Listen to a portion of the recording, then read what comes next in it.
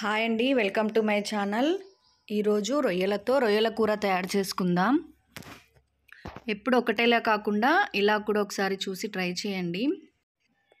ఇది రైస్లో అయినా చపాతీలో అయినా ఎందులో అయినా చాలా బాగుంటుందండి. ప్రాసెస్లోకి వెళ్ళిపోదామా. ముందుగా 1 కేజీ రొయ్యలను తీసుకోవాలి.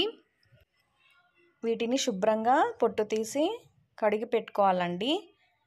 కొద్దిగా పసుపు, కొద్దిగా ఉప్పు వేసి కడిగితే ఇందులో ఉన్న నీచు వాసన కొద్దిగా తగ్గుతుంది. ఇలా కడిగేశాక కొద్దిగా పసుపు, కొద్దిగా ఉప్పు, కొంచెం కారం, కొద్దిగా ధనియాల పొడి వేసి మొత్తం బాగా కలిసేలాగా కలుపుకొని పక్కన పెట్టుకోవాలి. ఇప్పుడు ఒక మిక్సీ జార్ తీసుకొని ఒక పెద్ద ఉల్లిపాయ కట్ చేసుకొని మిక్సీ పట్టుకోవాలండి.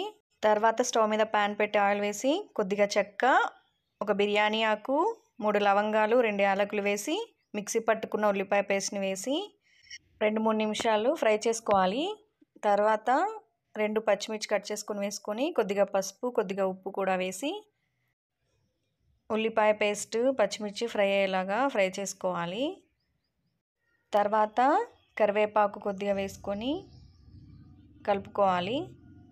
తర్వాత కొద్దిగా అల్లం వెల్లుల్లి పేస్ట్ కూడా వేసి పచ్చివాసన పోయేలాగా వేపుకోవాలండి. ఈ ఉల్లిపాయ, అల్లం వెల్లుల్లి పేస్ట్ బాగా ఫ్రై అయితేనే టేస్ట్ బాగుంటుంది. ఇందులో కొద్దిగా టమాటో పేస్ట్ కూడా వేసుకొని మూత పెట్టి మగ్గించాలి. ఇలా మొత్తం ఫ్రై అయిపోయాక అందులోంచి ఆయిల్ బయటకు వస్తుందండి. ఈ టైంలో మనం ముందుగా కలిపి పెట్టుకున్న రొయ్యలను వేసుకొని మొత్తం బాగా కలిసేలాగా కలుపుకోవాలి. ఇలా కొద్దిగా ఫ్రై అయ్యాక మూత పెట్టి మగ్గించుకోవాలి. ఇప్పుడు మూత తీసి చూస్తే రొయ్యల్లో ఉన్న వాటర్ అంతా బయటకు వచ్చేస్తుంది. ఇప్పుడు సరిపడా కారం వేసి కలిపి మూత పెట్టి ఉడికే వరకు మగ్గించుకోవాలండి. ఇలా దగ్గర పడే వరకు ఉడికించుకున్న తర్వాత మీకు ఇష్టమైతే ఈ స్టేజ్లోనే తీసేసుకోవచ్చు. లేదంటే ఇంకొంచెం దగ్గరికి కావాలంటే ఇంకొంచెంసేపు కూడా ఉడికించుకోవచ్చు. ఇలా తీసేసుకొని సర్వ్ చేసుకుంటే చాలా బాగుంటుంది. ఒకసారి మీరు కూడా ఇలా చూసి ట్రై చేయండి.